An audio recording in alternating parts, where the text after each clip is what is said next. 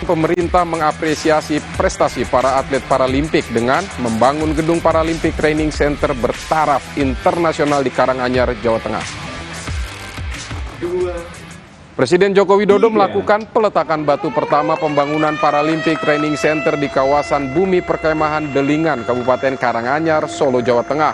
Paralimpik Training Center ini dikerjakan dengan anggaran total 409 miliar rupiah, dibangun di atas lahan 8 hektar dan diperkirakan selesai pada Oktober 2024. Gedung ini terdiri dari arena olahraga, asrama dengan 2 tower berlantai 5 yang bisa menampung sekitar 188 kamar hingga sarana olahraga lengkap berstandar internasional seperti sepak bola. Paralimpik Training Center juga diharapkan menjadi pusat latihan atlet dari berbagai provinsi di Indonesia.